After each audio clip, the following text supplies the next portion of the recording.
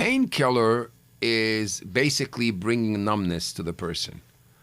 Sometimes pain could propel you to say, I don't want this anymore.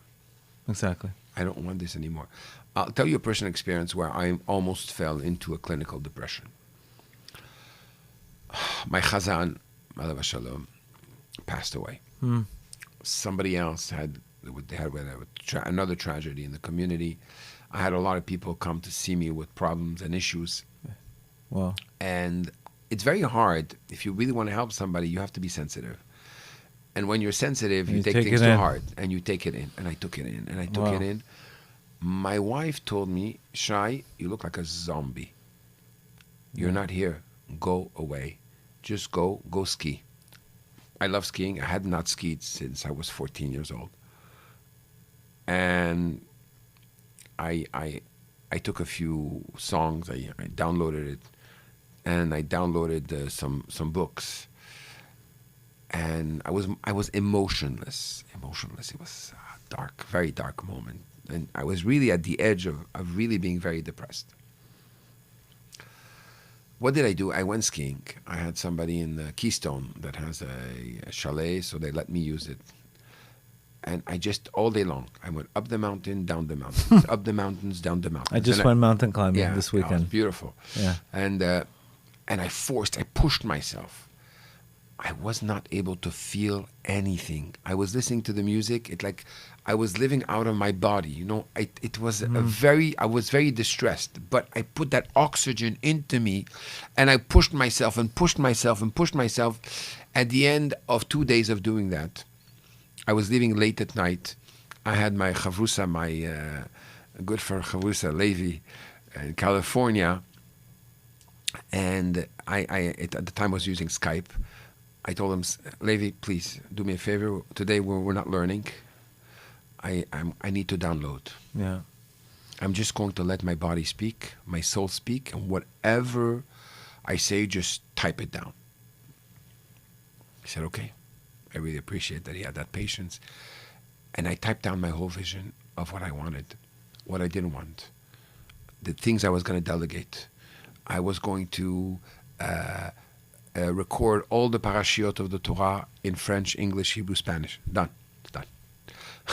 I was going to focus on all the things I wanted to focus on in life, and the things I didn't want anymore. So from that moment, you had tohu energy. Yeah. From that moment where I was at the edge of the cliff to go into clinical depression, I said, no, I'm stopping everything. I'm going to shake up my body and feed it what it needs, because at the end of the day, right. What is true therapy? True therapy is letting the body, facilitating that the body should be able to do what it does best. The body knows how to heal us. Okay. So when I gave them that oomph and I forced my body, right, it put me back in the right place, and then I was able to go to the next step. And we know in Hasidus it explains that between a seed and a tree, there is the moment of rotting in the earth, right? In order to make that quantum leap, sometimes you have to take care of your body. Yeah. And that's where breathing comes in. I think breathing is a great modality. I teach it. I do seminars, breathing seminars. But I don't only do the breathing seminars. I use what I learned in yeshiva about meditation. Meditation is... You're talking about Hizbonenut? Hizbonenut, yeah. Hizbonenut is in Tanya and everything in Hasidus Chabad is such a central part. Yeah, I spoke about it yesterday. I had such an incredible merit to see old Hasidim from Russia and Poland, Chabad Hasidim, that were in Montreal. And they used to pray for hours. And in yeshiva, one of the things I loved, and I want to tell you the best therapy for me, on a personal level, what was able to transform me and transform that animalistic soul that sometimes drives you nuts, right? It wants to make you and think things which are crazy. You think you are insane, right? What really helped me the most was what we learned in yeshiva, was after learning Chassidus, a Maimer Chassidic discourse, this is something you should experience, really learn in depth. Baruch Hashem, there's so many incredible Rabbi YY, Rabbi Sim Jacobson,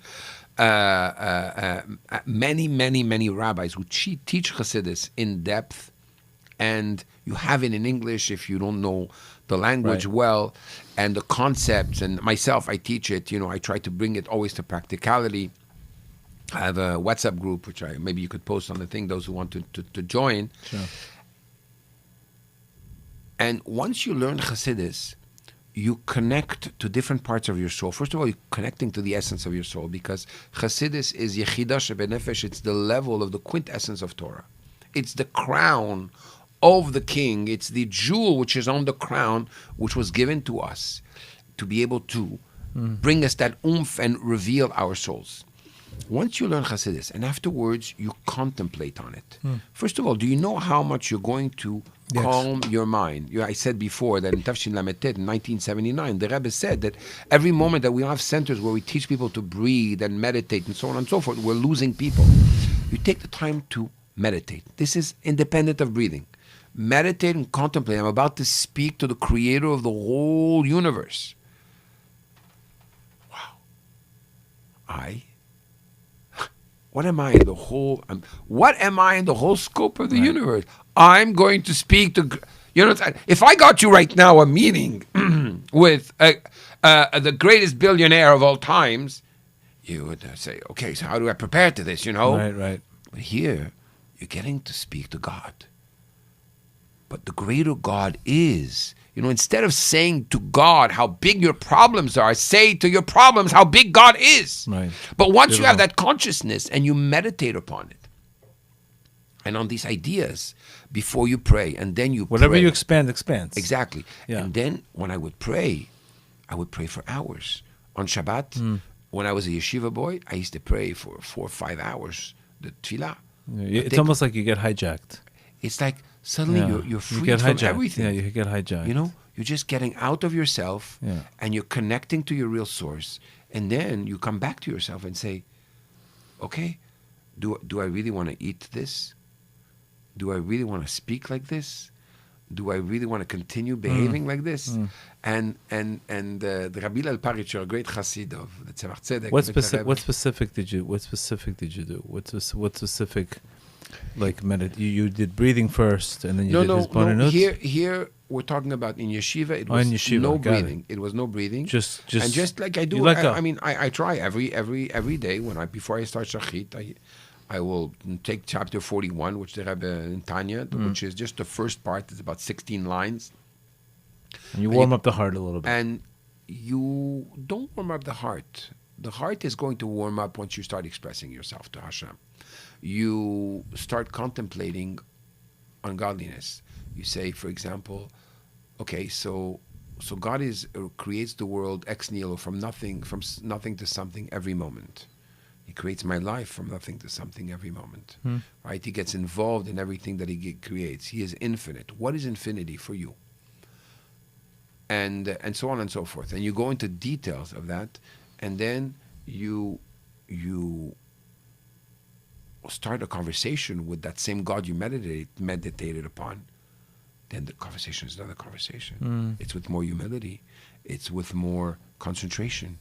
It's with more focus. It's with more emotion. Right. And slowly but surely, you're reading the words. Right? There's a whole process in prayer, right, where you first have the Psuke de Zimra, which are a moment where you explain the greatness of Hashem on this earth, and then you go to a higher level. You contemplate on the constellations of the heavens, and then the angels, and then you realize your soul. You say Shema Yisrael, and then you have the Amidah, which is that silent moment of tremendous unity and intimacy with Hashem.